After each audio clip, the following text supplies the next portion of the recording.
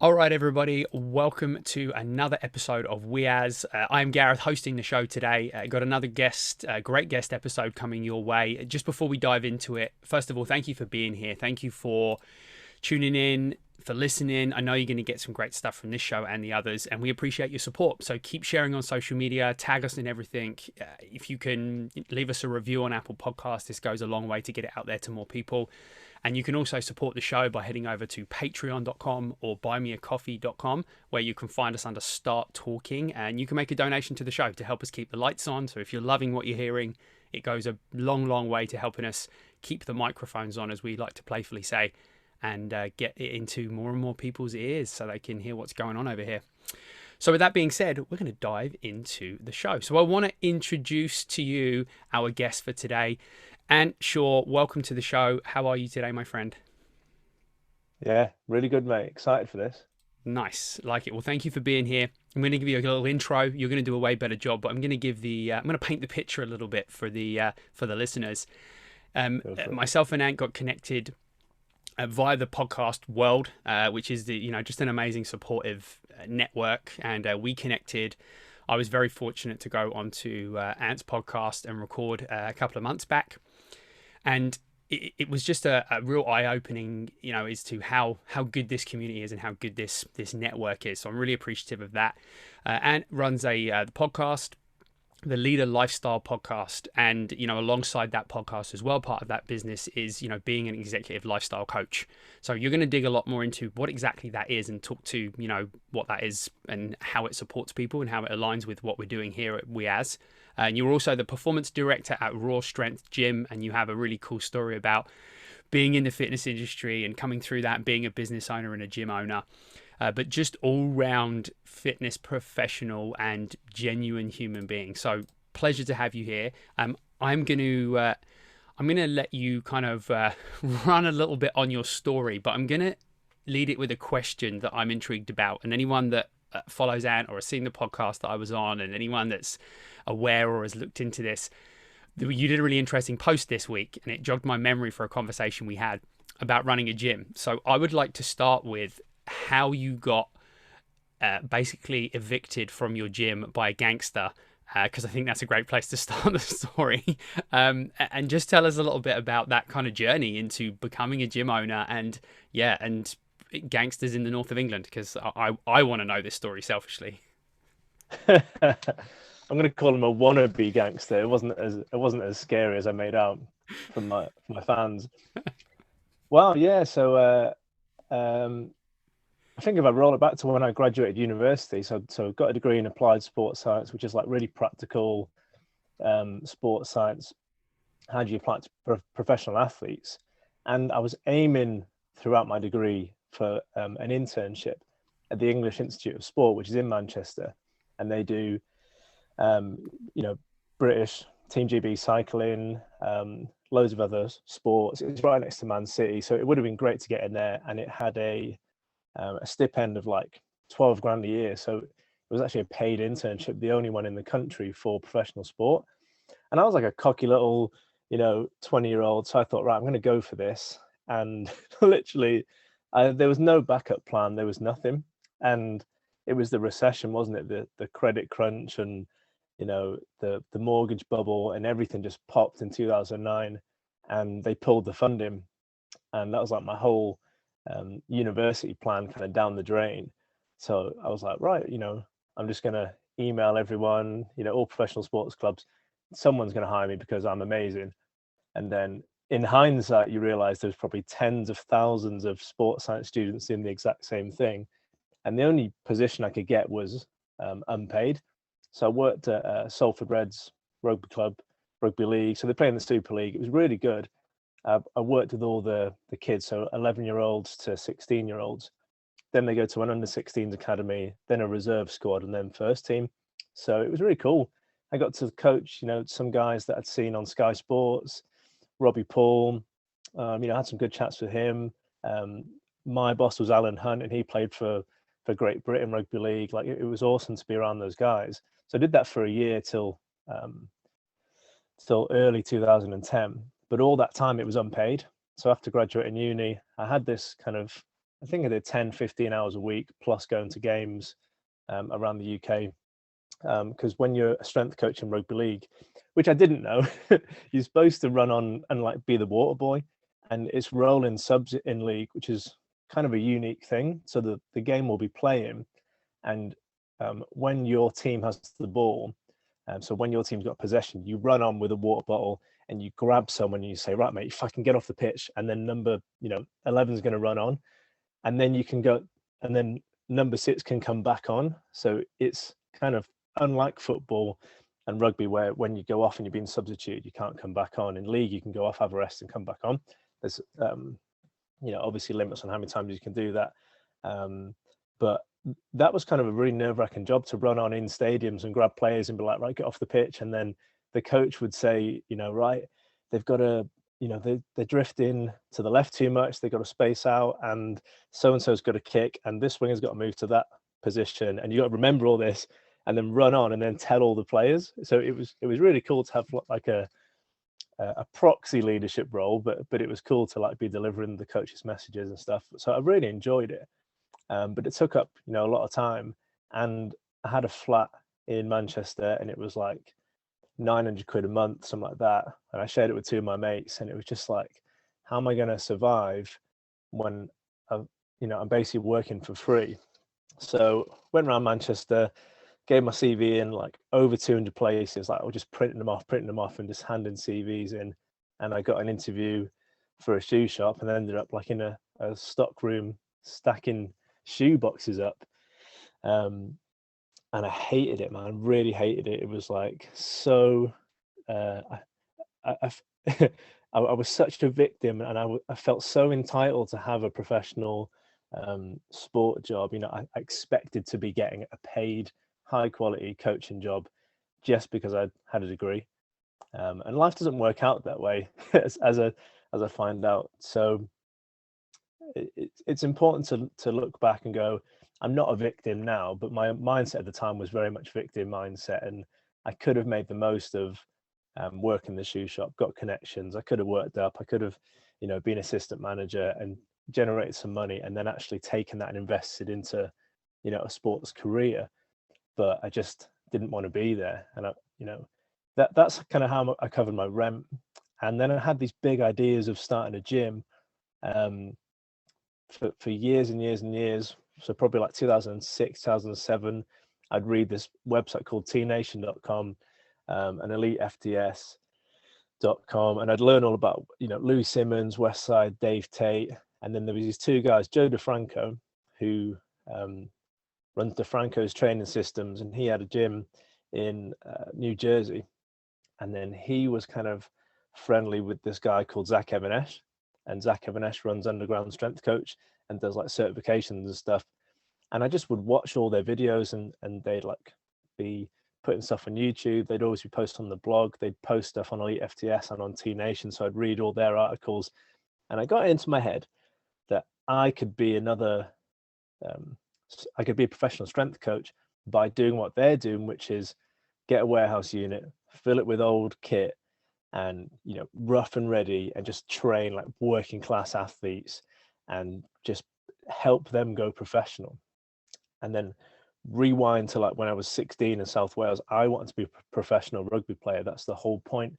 That I went to Manchester. I wanted to switch from rugby union, which is predominantly what we play in Wales, to playing rugby league, which is predominantly the northwest of England. So I thought I'd do a lot better at rugby league than union, just because of my when I was playing, I was more like defensive and kind of fitness. So rugby league is really a fitness game, and it's like impact, just running into people, running about 10 meters and doing it again for 80 minutes. And I was really good at it, whereas I wasn't so good at like the attacking flair and actually like, catching the ball, which is a lot of union. So I did really well at league. I got invited to Salford Academy, but this is another story. Question me on this, because I didn't quite get to the academy for an insecurity reason. But anyway, I'm kind of divulging from my tale about the Gangster. This is the biggest preamble you probably ever had on the podcast. Not at all, but I'm enjoying it so far, so it's all good. So in my head, I'm like, right, I hate my life. I've got a coaching job, but it's unpaid. I'm stacking shoe boxes. I'm at Manchester Arndale at 6 a.m. meeting the delivery guy and counting things off a pallet. It's just not what I thought I would be doing with my life. I thought I'd be, doing slam dunk tries in Wembley at the Challenge Cup final and things. It just wasn't happening for me. So then I thought, right, I'm going to start a gym. And because I didn't make it as a professional, I'm going to help young athletes, young rugby players turn professional. That was my whole MO, right? So in November 2009, so I finished my course in May, but you don't graduate till like July. But from May till November, I was just thinking about my gym and making the logo, coming up with the name, and starting a blog and meeting other people in Manchester who were kind of doing similar things. And then November, I just was Googling like cheap storage units, cheap garages, lockups. I was walking the streets of like just proper slum areas looking for, like to let signs on commercial units because I didn't have much money. I thought, right, I could probably invest 200 to 300 quid a month in some rent. And I had all my like home gym equipment from back in Wales because I was seriously training to go pro rugby. So I had like a full Olympic weightlifting set, a power rack, and a bench. So I thought, right, I'm just going to take that, put it into a garage, and just do PT with rugby players. So I found a unit in a place called Droylsden, like East Manchester, and again, really naive from the countryside in Wales. Didn't think of anything like look at location, look at demographics, look at income, in the area that you're going to set your business up. I just went for it because it suited me, not because it suited the dream, if you like, which was my first important lesson. But I got a unit for 275 quid. I'll call them out. It's called Storage Boost, or it was called Storage Boost. I can remember like all the details. And I went to Storage Boost and I said, here's what I want to do. And it was like, it's like they'd never heard of someone wanting to start a gym in a storage container. Because obviously this is like, I'm only a few years behind DeFranco and Zach Evanesh and, and everyone else in terms of like the modern resurgence of it. Obviously there's been guys training in garages for probably, 100 years. But in the UK, to say, right, I'm going to start a business and it's a garage gym, it was like no one knew what a garage gym was or a warehouse gym. So I had to explain to these guys at the storage place, like for obviously insurance reasons, I'm going to be lifting weights, I'm going to be training, young athletes, and will you let me have it? And they took me up to this third floor of a mill. And for anyone who doesn't know Manchester, it's like historically a massive part of the Industrial Revolution in Britain and in the world. And it was known for like cotton milling and I think that was like the main thing. And so there's loads and loads, like literally hundreds of old disused mills. And now they're either converted to like luxury apartments, or they're just sitting disused, or they're storage units. Or they're knocked down, but I don't think you can knock down a lot of them now because they're like listed buildings, but there's literally thousands, but now there's hundreds. And they're really cool. If you've never seen a mill, like just Google Manchester old mill and you'll literally see like exactly what my gym was going into. So I got shown around this third floor of a mill. And if you imagine, they would have had old like weaving and milling machinery, like deadly massive machines. So this floor was huge. It was like floor to ceiling was like 4 or 5 meters. The distance of it was like 80 meters long. It was probably 40, 50 meters wide, and it was completely empty. And it just had like minging kind of semi-rotten carpet on the floor. And I was renting a tiny corner of it, but I said to the guy, I know I'm just renting this bit, but can we do like sprints down the middle or tire flips, across the mill? And he was like, yeah, until other people move in, use as much space as you want. So effectively I had like an 80-meter sprint track and all the room I could ever want to train a ton of youth athletes. So it was pretty cool, if not a bit like there was rats and like spiders everywhere, and it was really damp and smelt. but you kind of overlook those things when you're optimistic and you start a business. So I lent my mate's granny's Citroen Saxo, and we loaded it with like loads of sandbags from B&Q.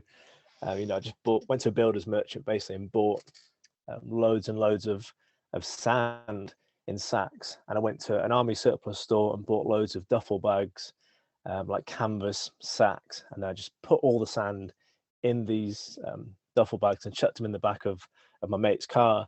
And literally the suspension was like dragging on the floor. There must be like hundreds of kilograms of sand in this car. And then that was like what I was going to do for conditioning. I was going to get rugby players to do like sandbag training. And side note, you couldn't even buy sandbags, I don't think, like back in the day. You had to make your own stuff. So it was like gaffer tape and army surplus gear. So we'd lug in hundreds of kilograms of sand up the stairs, all my Olympic weightlifter kit, my bench, my power rack, set it up in the corner of this rotten floor of the mill, and then think, yeah, wicked, right, I'm going to go and sort the start date, something like January the 5th, 2010. So that would have given me like 6 weeks to do the marketing, get some clients, go and talk to local sports clubs, and get my insurance, set up a company, and then go for it. And then the week after I'd set all that up, all the kit was in there, and I was kind of ready to go provisionally. And I was training there myself, like, 2-3 times a week. The landlord phoned me and said, "Oh, we've got a bit of a problem. He needs to come down." And so I drove down. I thought, oh God, it's going to be like the floor's fallen in because I've just put loads of sand in one corner or something. And he said, so-and-so upstairs, I can't remember the guy's name. He has a gym, and he's not happy that you're starting a gym in the same mill as him because it's obviously competition. And I just laughed, and it's not competition at all, because I'm doing PTing for youth athletes, and you're a commercial gym, for meatheads and bodybuilders and and adults. So I'm doing something completely different. And he said, "Well, go and explain it to the guy then." So I went upstairs and I'm 20, just turned 22. Go up the stairs, and this guy with literally like a Mike Tyson like face tattoo here. He was like being 50% a dick and 50% trying to be my best friend, like trying to like push, pull, hot and cold, like manipulate me. And I'm pretty savvy to that, and I always have been. So I just let him go. And he was saying, "Oh, what are you doing with youth rugby players? Oh, that's really cool, blah, blah, blah. But you can't have a gym in this unit because I'm, the big dick in town. But if you want, you could PT out of my gym, but you better not, take any of my clients." It was like all this back and forth. And I just thought, this guy's a weirdo. And then I just said, "Look, mate, I'm not going to bring kids into a gym where there's clearly steroid needles in the bin, and there was like 2 octagons in the gym." So that, not that MMA isn't a fantastic sport, and obviously it's extremely professional at the high levels. At the lower, like chavvy levels in Britain, it's just like, some nasty people are doing it, right? So you don't want to bring kids around that environment. So yeah, I just said to him, "Look, I'm not going to rent any space out of your gym, and I don't see why I can't run my own." And then I was literally there with the landlord and with him, and we were walking around his gym, and he showed me around. He was like, "Oh, I'm going to do this, I'm going to do that." And he had the entire, 80-meter by 50-meter floor, let's say, but the one above, and his entire floor was full of like machines and a woman's area and this MMA area and a boxing fitness bit and a weightlifting area. It was a massive, massive operation that he had going on. And I just remember thinking, wow, this guy's so insecure that I don't even have a client. I've never run a business. I'm paying less than 300 quid a month. And so if I charge like 10 quid an hour, I've got to do 30 hours before I even break even. How the hell am I going to be competitive to this guy when we're lifting, B&Q, homemade sandbags, and he's got a bloody octagon? So I just said to him, "Look, I don't want to do it. I'm going to carry on and do my own thing." And he said to the landlord, we're all together there, "If you let Anthony start his gym, then I'm going to move my gym out of the whole, mill, and we're going to go somewhere else. So you're going to lose thousands of pounds a month of rent money, blah, blah, blah. And the landlord said, sorry, Ant, if you don't rent space out of his gym, then you're going to have to leave. What are you going to do? And I just said, you can both fuck off. You both fuck off, and I'm going to go do something better. So give my money back. I said, you wasted my time, because I've literally spent weeks like setting up this little corner of my amazing gym, and making homemade kit and everything else. I was really angry. And then I went downstairs, and I went outside to kind of calm down, and then I saw this unit opposite, and there was like bits of old cable machines and like rusty ancient weightlifting kit and kettlebells like hanging out of the door. So I thought, oh, this looks cool. So I went in there, and I've always been like this. I just walk into places, and I went in there and I said, oh mate, what are you doing? He said, oh, I'm kind of repairing and building gym equipment. And I said, oh, brilliant, because I've got 275 quid from like this ring fund. I said, would you make me some stuff? And at the time, you couldn't buy like a load of strength and conditioning kit that you can get now in the UK. You had to get it imported from America. And I just was showing him pictures of, all this kit, and said, oh, can you make this sled? Or could you make this glute ham raise, or this reverse hyper? And he was kind of just looking at the pictures and like reverse engineering it in his head. And he was like, yeah, let's talk in a few months. And basically got him to custom make me some equipment, and loaded all the stuff back in the car, did about 5 trips. And then my apartment in Manchester became full of custom made gym equipment, sandbags, and all my old home gym kit. And I literally had nowhere to go with my gym business. And, and I was still stacking shoes and working for free at a rugby club. So that was the first month or so of me starting a business. It literally went nowhere. That's so awesome. It's just as awesome as I hoped it would be, that story. And there's so many lessons, and so many, I can't even know where to start, because I've got about 1 billion things written down here on my notepad. But so many things. The one thing being, and we're going to hear a little bit more about your journey, but the adversity that would force so many people to quit is so prominent in that story, right? Like, you couldn't have had anything else go wrong, or have, like you said, right, it's a moldy old gym with the rats running around, and just things that you're not really going to put that on your marketing material. So it's, you kind of you're already behind before you started, and so many people would take that and quit from the just everything that came up in that story. And obviously now, with where you are in your business is, it teaches you that lesson. And I think it comes back to just that commitment, that work ethic to keep going and pushing through. And just a few little things that some people might have noticed when you spoke about CVs, or resumes for everyone in North America, which is what we typically refer to them as, is you think about how easy it is just to sit on the computer and apply for jobs now. Whereas, and I've done that too back in the day, is literally printing them off, going to the print shop if you didn't have a printer, printing them off of probably a CD disc back then, or a USB drive, and literally going and handing those things in. Like, that work ethic speaks volumes. And I think so many people miss that. And it's interesting, because there's this dichotomy where you speak about that effort and commitment, but then you also speak about that kind of victim mentality. And I wonder if you could talk a little bit firstly about the kind of dichotomy between your commitment to that and your commitment to coaching and doing that free internship, as opposed to working in the sports shop, which you obviously hated, and you had that victim mentality. Like, where were you able to flip that mindset, I guess, is the question. Wow.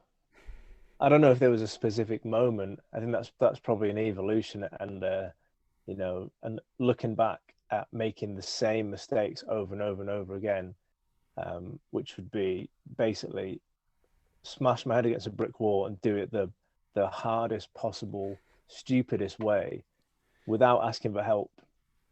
And then moaning that nothing's going right. And then when I realized I was doing that in all areas of my life, that's when, you know, things started to improve massively.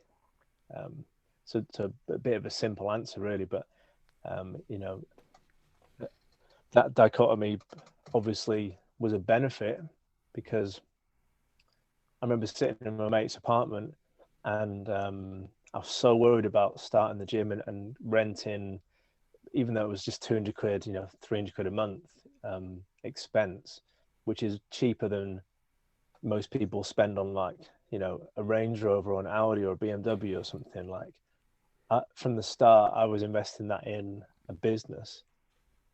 And I remember saying to my friend, like, it's probably not worth doing if I didn't feel this scared about it. And I've got nothing to lose, because I can go back and live with my parents, in Wales. I think I had like a year's lease on my apartment. I had a job, so I was paying for the rent in the apartment, and I was getting work experience at a professional sports club. So you never know where that's going to lead. So I just thought, fuck it, I'm going to go for it. And I gave myself some options, which I've learned in hindsight is the best possible thing to do. So I could have stayed at the shoe shop. I might have got hired at the rugby club for a professional job, or my business might have took off. But I didn't.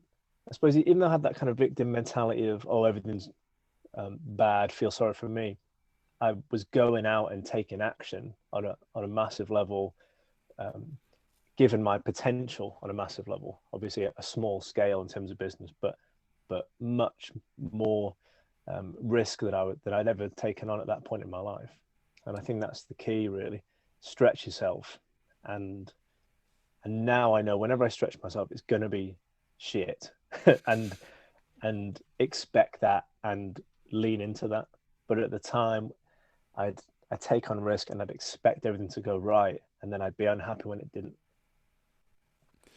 Yeah, that resonates a lot with me. And the thing that comes to mind for me, and it's a probably super overused quote, but I think quotes are sometimes useless when they're overused. But when we have a reference to an actual real life example, it really lands. And the quote would be to embrace your fear. And it sounds like you were doing a lot of things that were scary, right? Not only getting kicked out of your gym and dealing with that, which I'm sure a lot of people wouldn't want to deal with, but just the fact that you did it and you embraced that. And so many people won't do that, and that's fine if you don't want to do it. But if it's something you're passionate about, something that you need to explore in your life, if you don't take a scary step and you're not a little bit terrified about it, it's probably the more terrified you are about it, the more worthwhile it probably is. And I'm actually discovering that recently with a new business, and the same thing. People keep asking me, well, how do you feel about it? I'm like, fucking terrified of every, like, I'm like, is it going to go wrong? Is it going to go right? Is it going to be successful? Is it going to like, it's a terrifying experience. When you look in on it, I guess when you reflect back, you realize it's not that terrifying, but it is initially, right? And we have to learn to embrace that. That's something I think people struggle with. So what I'd love to hear is whether you have anything specific that you do, routine, thought process, any kind of personal growth for you that enables you to embrace that fear within the decisions of your life. Yeah, I think a lot of it is other people's perception of you, and you're worried about what other people are going to think. So I often use a model of thinking where I go, if I was the last guy on the earth, if I was the only person on earth, like, would I be worried about this? So maybe you drive a shit car, if you're the last person on earth, no one's fucking looking at your car, mate. So, why do you really care about it? Well, you care about it because other people are seeing you driving a posh car, and you think, it makes you look like you got a big dick, or, you make loads of money. And I talked to Tom, the guy that works for me at the gym now, and he's often noticing, I think he's 26, 27. And it's when you get older, like, you start to, like, see patterns of behavior in, like, younger guys, don't you? And so he's always going, oh, I think so-and-so's loaded because he's got, a Range Rover, or this person's got a Mercedes. And I'll say, mate, it's all on credit. Like, they're in debt to show off that they've got a nice car, whatever. And to be fair to him, he got rid of his BMW and bought like an older, more comfortable Volvo, and he loves it now. And I'm like, yes, mate, this is like life lessons. So number one, other people are gonna probably not give a shit about anything that you do, but you think that they're going to. And then think about, if you're the last person on earth, like, would you still be doing it? And if you would, then it's a genuine love. Like, if I was the last person on earth and I was in the woods somewhere in Britain, you know, self-sufficient, I would be making wooden kettlebells, and I would be lifting up rocks and, you know, training, unless I was out hunting and doing other legendary cool things. And so I know that training is like a big value, or physical challenge is a big value that is always going to be part of my life. And I would do it whether I was the last person on earth or not. I don't care what other people think about that. So that's very freeing. I use that a lot. I did a Russell Brand course, mate. Like, he's got a book called Freedom, I think it is. And it's his take on the 12-step, Alcoholics Anonymous process. But he breaks it down. He separates it from religion, because it's very Christianity based, the 12 steps. And it's all about, becoming sober for a higher power. And there's nothing wrong with that. He just simplifies it for people who aren't religious or don't believe in that. And that was really helpful. So I did his online course. And what I got from that was like, that there is a spiritual component to life, and you're disconnected from it. And Carl Jung speaks about it a lot. It's man's search for meaning. God, what's his name? I'll think of his name in a minute. A really famous Nietzsche philosopher.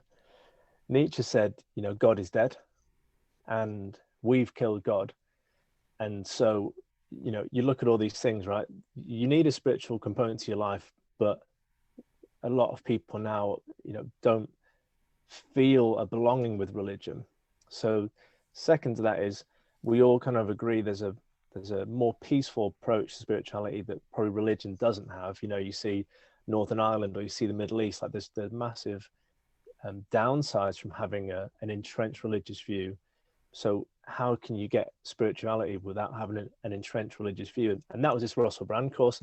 And what I took from that was like daily prayer, which I don't do daily, to be totally honest about that. But I've got like a document where I'll go back to, if I ever need to like reset my mind or get in the zone, I'll go back to those prayers, which are the basic, like Alcoholics Anonymous ones, like God, I can't remember any of them now. They're doing a terrible job of this routine. But they really help, because you realize, right, there is other things on earth apart from me, and there's other ways of thinking that aren't just my own. So whether you believe in God or a higher power or the universe, whatever, you can agree factually that there are other people and there are other models of thought out there that are separate from your own. So don't have as big of an ego. And so it's going back to that constantly.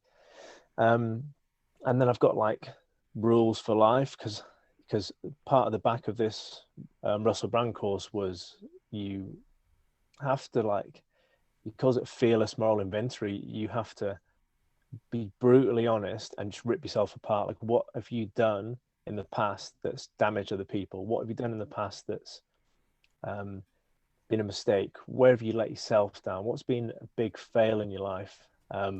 What have you done in terms of a decision, like starting a business or quitting a job, when you haven't thought about your family or your partner, and it's affected them, but you haven't thought of that before you made the decision? And that was really painful, like, exercise to do. And you probably can only do it if you're in a certain like place. I wouldn't if I was depressed, for example. And you probably can't do it when you're younger, because you haven't made that many mistakes, I would imagine.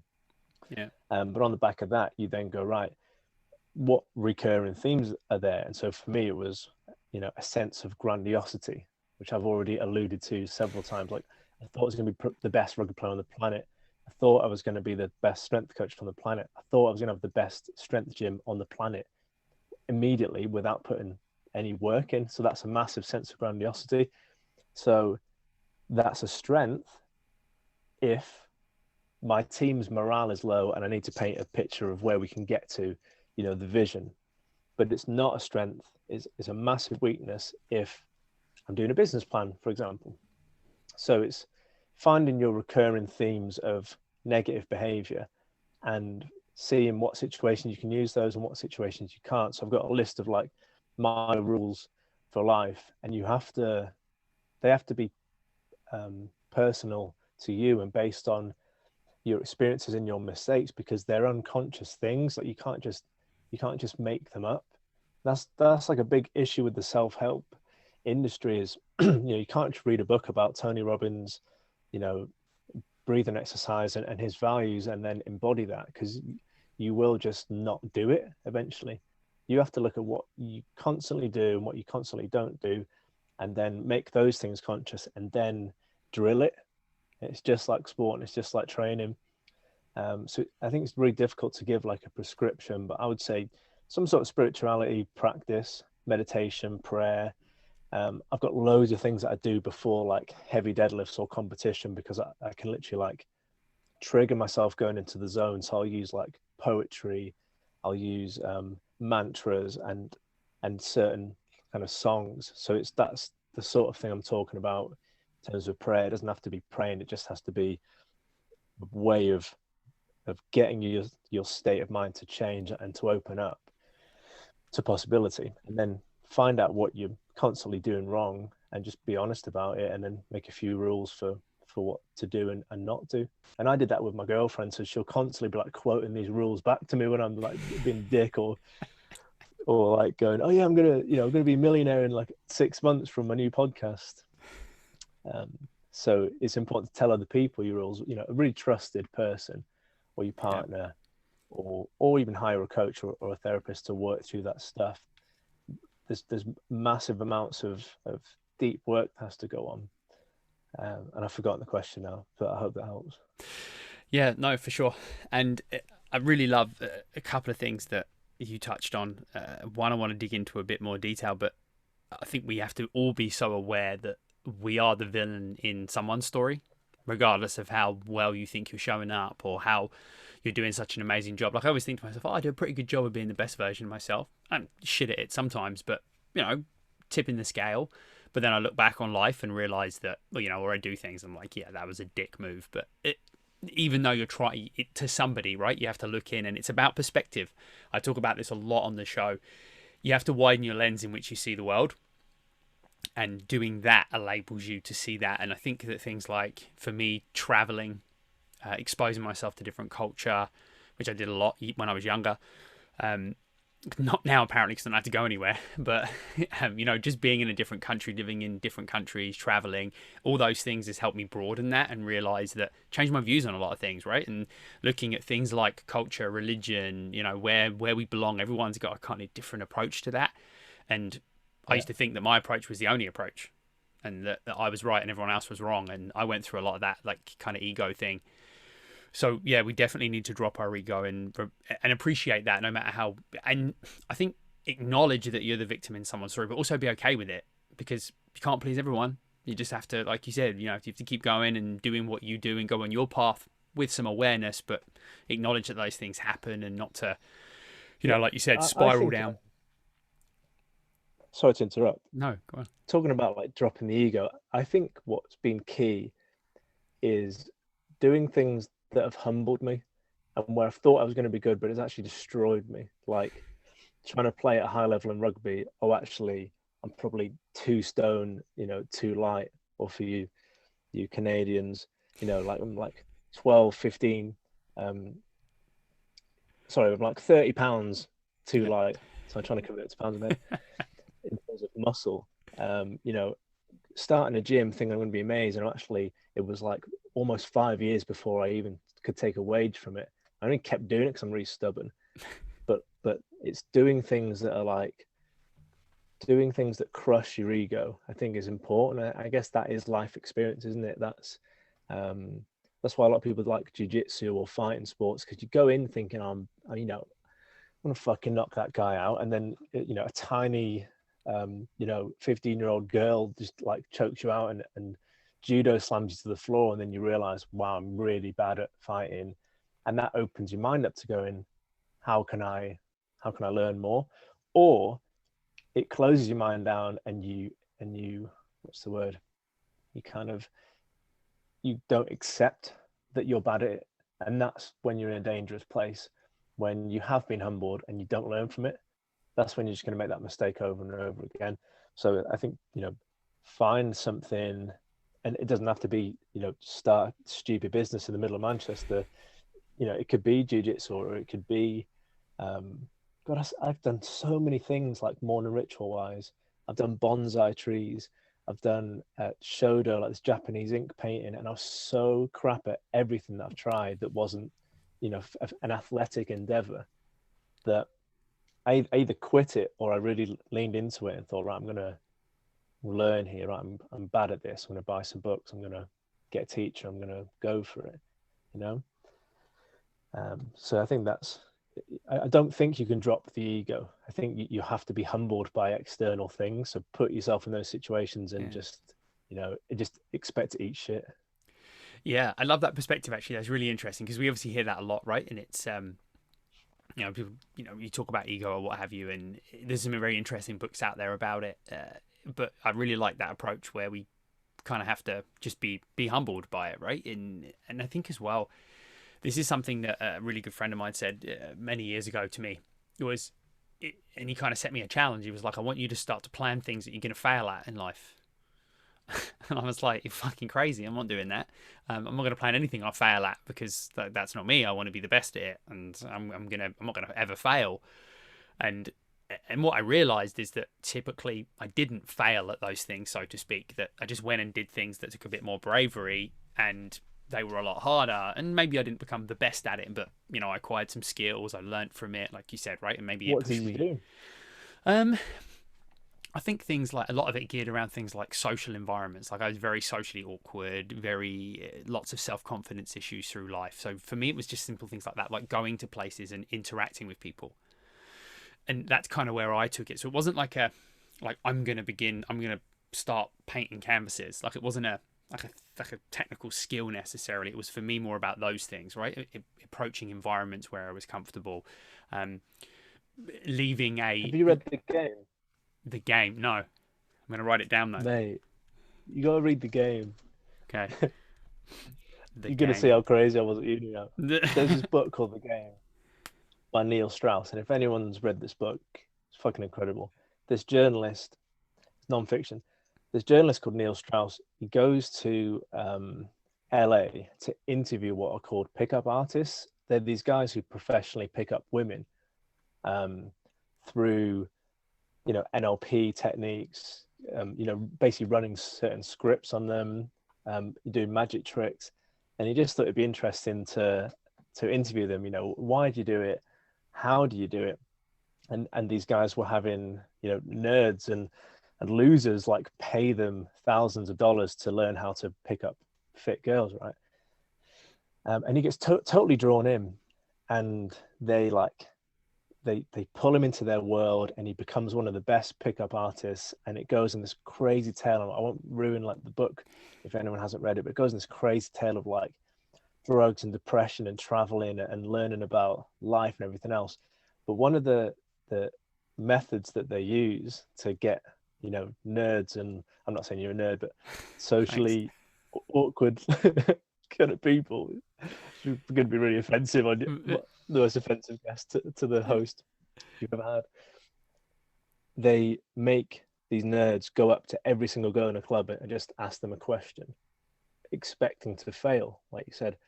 Or there was a brutal one where they had to wear a hockey mask with a dildo kind of gaffer tape to the front, and then walk down the high street in their local town saying hello to everyone. And so the point of it is, when you can be comfortable being embarrassed, suddenly you've got a superpower where you can go up to any girl and ask them out. And 100 are going to say no, but if one says yeah, and you've asked 101 fit girls, then you're going to have a fit girl go on a date with you. And so they literally turned it into a system. And I took so much from that, man. I used so much of that when I was at uni. I asked all these girls out. I had like this whole routine where I'd ask them, what did I say? I'd go up to girls and I'd say, what would you go for, in terms of having a pet? 'Cause I'm thinking of getting a pet.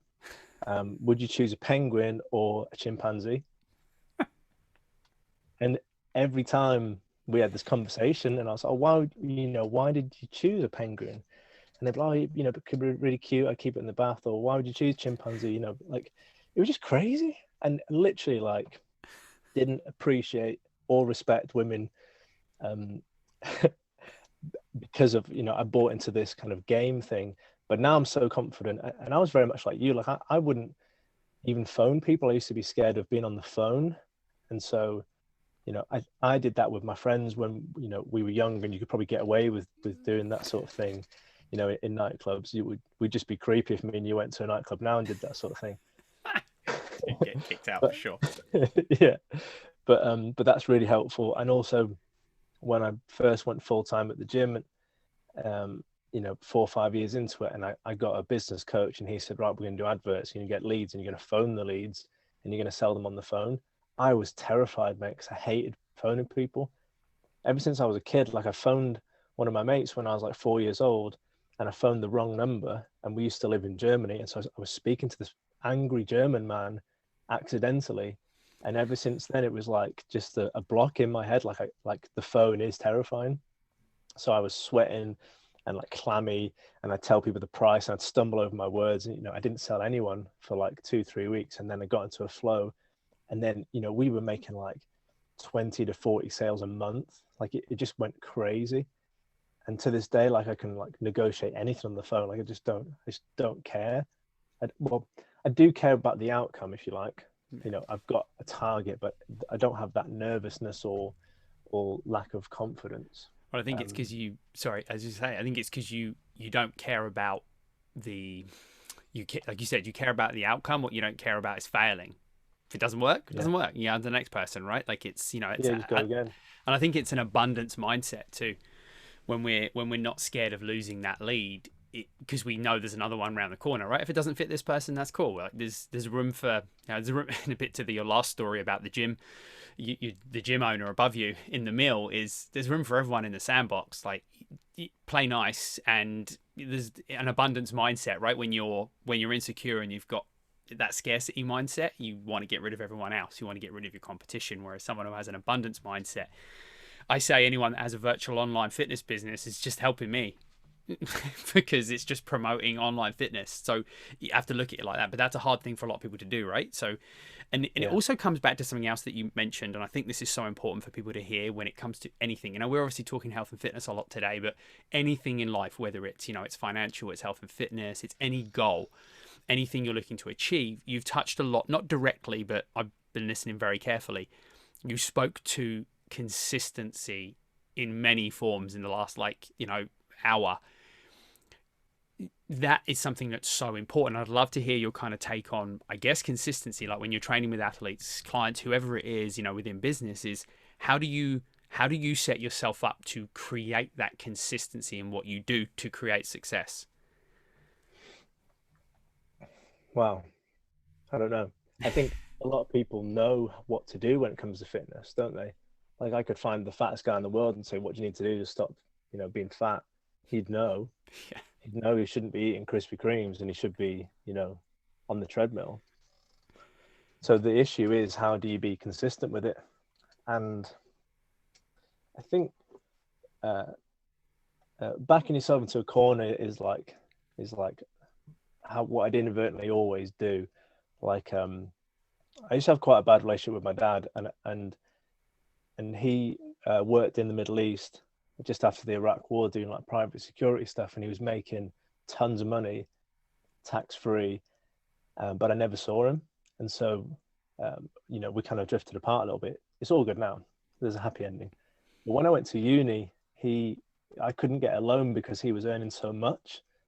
And so he like paid for me to go to uni, and he said, if you don't pass, you can never come home ever again. And so like I hated uni. Like I wanted to drop out. I was going to be a musician or just get a job and try and play rugby full time, you know, even if it was semi-pro. But I thought, right, I've got to, you know, I think he was just joking as well. Like, he's got a weird sense of humor, you know, I've learned. I don't think he was being a dick.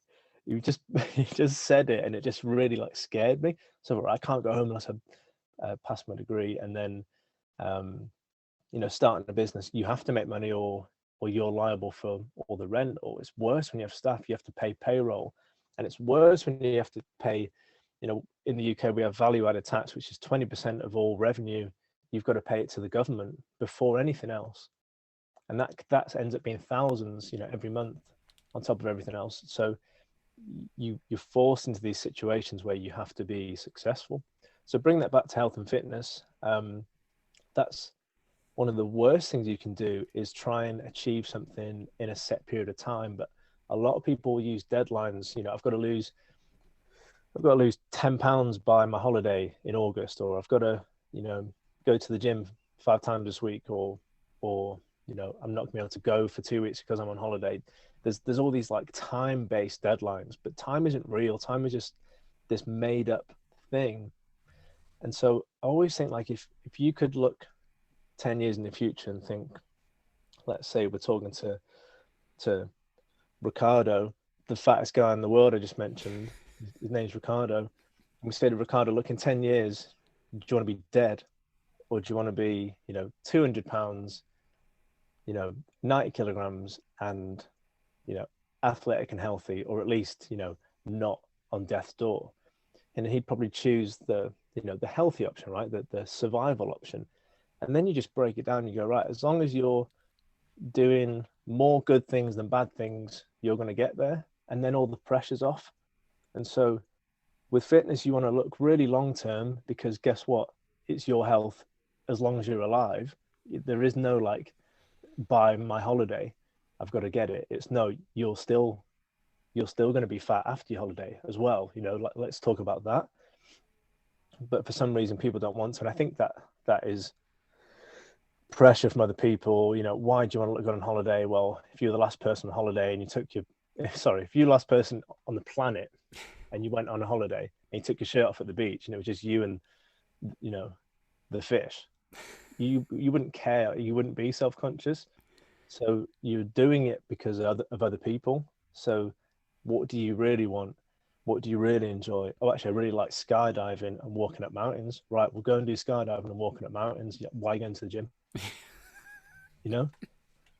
So Yep. it's like fitness is like this weird artificial thing that we do because we've got office jobs.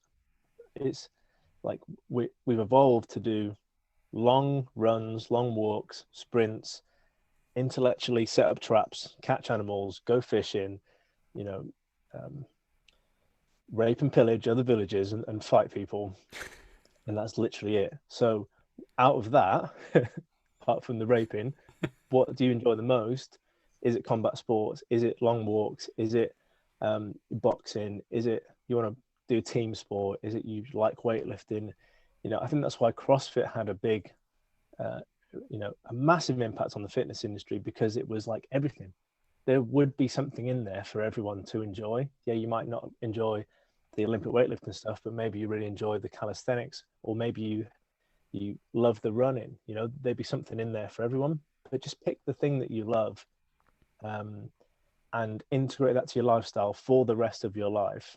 And if you can link it to progression, like our gym's powerlifting gym, so you'll lift a certain weight on your deadlift, and then next year you want to beat that, and the year after you want to beat that, and there's literally no point to progression after a certain, you know, strength level is achieved, because there's the law of diminishing returns. Like your health and your muscle and your fitness and everything, literally, if you can deadlift 250 kilograms and you get to 300, you're going to build a bit of muscle, but you know, there's negligible positive benefit to your health.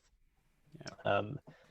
So as long as there's some sort of progression and you enjoy it, then I think that's what people go after. But the ironic thing is they set deadlines, they do short-term things that they don't enjoy, then they regress, and then they're on that hamster wheel of just doing the same thing over and over and over again, seeing no progression and hating the whole bloody thing.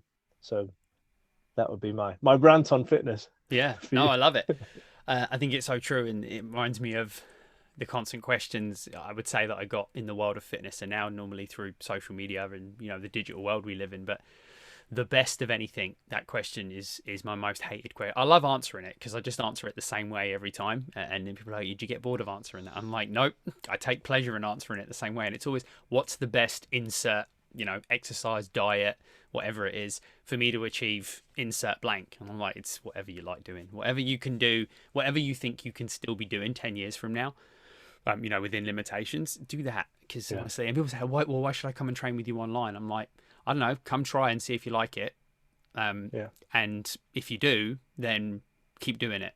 That's why. There's no reason. I'm not going to sell it to you. There's no special ingredient. Like, yes, there's lots of great things that I do within the business, but at the same time, there's also 1,000 other people doing the same thing as well. Like, you got to come try. If you like it, if you don't like it, do something else, right? There's no perfect way, and it drives me crazy when we hear that, right, about certain types of things in the industry. So there's no best way. There's a way that worked for somebody, and they might sell that to you.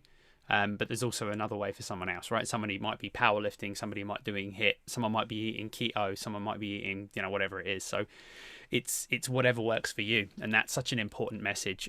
I'd love for you to talk a little bit. Obviously, you spoke about the gym, and I know that now that's kind of come through its evolution, and you're still involved in that. But also, with being an executive coach and the podcast, and I know I'm just checking time, so I know we got like 5 minutes left or so. So I'd love you to talk a little bit kind of what you're investing your kind of time in and your skill set. And we've heard some absolutely amazing stuff about mindset, and I know that's geared towards, executive coaching and the podcast. And just, tell the listeners kind of what you're focusing on now.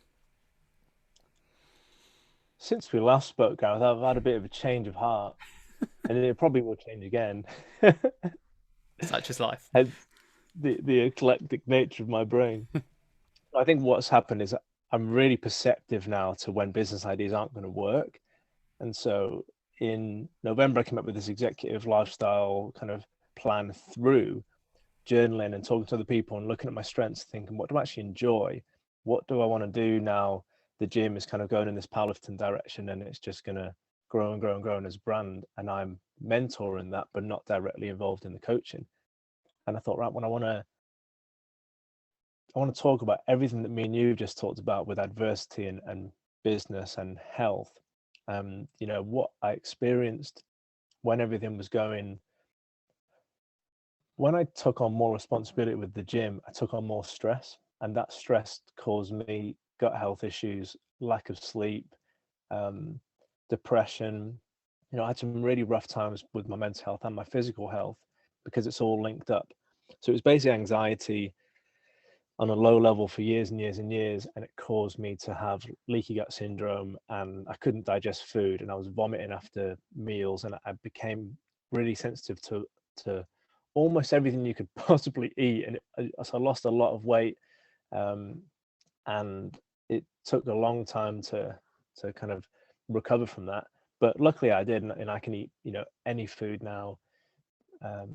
There's like almost no allergies or anything except for xanthan gum, but that's a side note. That was something evil and artificial.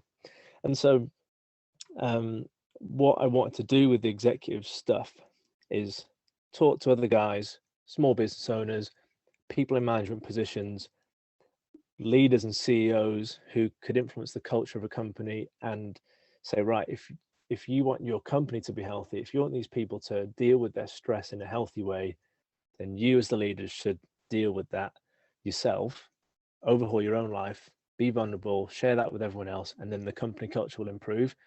There's no one doing that. And so for any coaches out there who want to go into something that is, what I believe is the next evolution of corporate wellness, it's leadership teams and helping them act as healthy role models for the rest of the company. But then I thought, I don't really think I would enjoy that, because I'd started like talking to companies and everything else, and I heard myself becoming more and more corporate in how I was talking, and I didn't like it.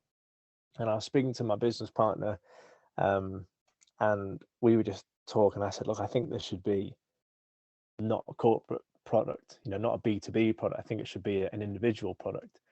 And so we were talking about that. And then I said to him, I just want to do the podcast and help people and then just see what happens with it. Just let it evolve into whatever it's going to become. And if I help a man and he happens to run a business, he's going to bring me in and talk to everyone else in his company, right? If I do a good job. So start building up this karma. And so we hadn't even set up the company. I say, we business partners, we were just working on idea wise. And so we've kind of separated now since me and you last spoke. And so I'm just running the podcast and that's it. It's purely a podcast now. And my mate, my business partner, we're still friends. We haven't fallen out about it. He just said, go and do that. And let's just see where it goes, for literally a couple of years. So I've tried to take all the pressure off it now. So now it's just talking to other coaches, nutritionists, all the fitness stuff, but also therapists, counselors, people big into mental health, spiritual people, authors of books that I like, people who are into the wilderness and self-sufficiency, and a lot of like men's mindset coach and kind of the way of the man type coaching, as well as the people who are actually doing it themselves. So top CEOs, people in the military or ex-military, management consultants, people in that corporate world. I'm just talking to everyone, and not about what you're doing with your business, but when you're doing a big deal and you're really stressed, how are you behaving with your wife at home? Are you looking after them? Are you being the rock for your family? Are you looking after yourself, or are you drinking wine on the sofa? Like, it does link in a lot with fitness, but it's more about just having open conversations now, and it's my platform to do that. So I really think in a year or so it's going to grow, and it's going to be something that I could, maybe review products, or do affiliate commissions from that, or I want to do live events, anything like that. But it's all comes from having an audience first, and I've really been thinking about it a lot. And I watched a lot of Gary Vaynerchuk stuff, and he says, the ideal business would be to just help people, not ask for anything back, and then opportunities will come to you. I thought, bloody hell, what would be riskier than starting a gym in a storage unit in Manchester? Would be trying to not make any money from a business for a year or two and just really go hard on quality content and helping people and seeing where it goes. And I feel really nervous about that, because I'm like you, I want a business plan, and I want to know how many customers and how much money and what's my monthly revenue. So I've even been thinking about getting a job, just getting a normal job and taking the pressure off earning money from this podcast. So I really think that that's like a huge humbling of my own ego through business, to go, let's just see where it goes and not pressure it. And it might be crap, or it might be I'm the next Tim Ferriss, So yeah, for sure. Well, I hear you got some good guests on there apparently, so everyone go check it out. It will be linked in the show notes, so you can go take a listen. I love that, and I can't agree more. And I think that's a great place to kind of start wrapping the show up, because when we do things because we're passionate about them, it sends us in a certain direction. And I'll share a quick. And people that listen regularly might know this, and they might have seen this through social media and through the podcast, because we talk pretty frankly about life, and on a weekly basis. But this podcast has been, we kind of co-founded it through a few different platforms about 18 months ago, and we've been on this journey with this podcast. And one thing that I've gained from it is a wider perspective on the world. I've learned so much from the guests. I've learned so much from different people from different areas of the world that have done different things I've never spoken about, things I've never been brave enough to have a conversation about. But it's like, because I've got a podcast, it gives me permission to ask questions, which maybe I'd never have asked before. Because of that, I've evolved as a person. I'm now looking into, so now I've basically moved away from corporate security. I run my own business, and the security of corporate fitness, not security literally, and have gone out and decided that it's time to explore a passion, for myself, and build something of my own, which I'm now doing. And as a result of that, I think linked to that business is going to also be another podcast, because I'm so passionate about this platform. And that would never have happened without just doing something that, quite frankly, costs me money. Because by the time I've paid to put out and produce a podcast, it costs me time, it costs me money, but it's given me so much. It's not giving me there's no money in my bank account from it, but it's given me so much, and it's led me in this direction of exploring other things. And maybe it's helped me with that, embracing the fear of it. So I wanted to share that because I think that just is such a good message to people. You don't have to literally like, because people say, well, I don't have a choice to go and change my career because of, but you don't have to sometimes. Sometimes things will come about because of the choices that you make and exploring things you're passionate about. Yeah, and I think that it's important for me to wrap up my mindset, because you asked me about consistency and I just did a really rambly answer about people going on holiday and Ricardo. But when I was a kid, like I grew up in really rural South Wales, and we raised horses basically. And something that you learn when you have animals is, no matter how you feel, you've got to go and feed them. You've got to make sure they've got water. You've got to clean them out. You've got to look after them. If they're ill, you've got to call the vet. They come first. And I remember I did this therapy session, and um, this this counselor made me like just completely lose my cool, and I just was sobbing, and I was so emotional and so sad, and he was like digging down, like, what's this memory, like, where's this sadness coming from? And I felt like I was being like weirdly brainwashed, but I guess that's a good therapist, right? And we dug down to me being like 5, 6 years old with 2 buckets of water, and I was trying to lift these buckets of water um, to go and give it to the horses, and I couldn't do it because it was so heavy, and so I couldn't pick up this weight, and I couldn't give it to the horses, and there was no one around to help me because like my parents were at work. I don't know where my sister was, but she wasn't there. So I was literally like left with this massive responsibility. And I think if you have responsibility like that at a young age, it's not necessarily the best thing for children to have that. They need to know that they're supported and cared for, and and someone else can help them with stuff. And so I'm not saying I didn't have that as a child, but definitely that sticks out as a memory that must have been uncovered for, I must have covered it up for years and years and years, and this therapist helped me draw it out. And then we broke that down. So that's you put responsibility before your own needs. You keep going no matter what. No one's going to come and help you, and don't ask for help. And so part of that was really good in that, I took that into my career and my business of, right, no one's going to come and help. I've got to do it all myself, and I've got to feed the business first. And I'm just going to keep going no matter what, even if I can't lift the weight right now. Metaphorically speaking, I will eventually be able to, and everything's going to work out, which is really good. But on the bad side, I only really made a breakthrough. Well, I definitely made a breakthrough in my business when I asked for help from a coach, and when I paid someone to say, what should I do? And when I got staff and I delegated to them, and then when I got behind everyone and said, it's okay if you fail, we're going to get there no matter what. And so that's where, I wouldn't have got to the position I'm in now if I hadn't had that experience of hard work and discipline, and all my mates are riding their bikes, and having fun and playing Nintendo, and I'm bloody baling hay in the field, But it's you can't be a victim. You got to look at what's happened in your past that's a strength, and then also what's happened in your past that is just a recurring bad behavior that actually, my parents were probably round the corner. I could have said, hey, I can't move these buckets, could you help me? But it was just all this crazy memory. And so learning to do that with business has been really hard, but that's actually what I now kind of pride myself on, is asking for help, admitting when I fail. If we ever achieve something as a business, I never take the credit. I always will say, oh, it's good work, team, you did that, because they genuinely did. And yet I'll also take full responsibility for everything that goes wrong.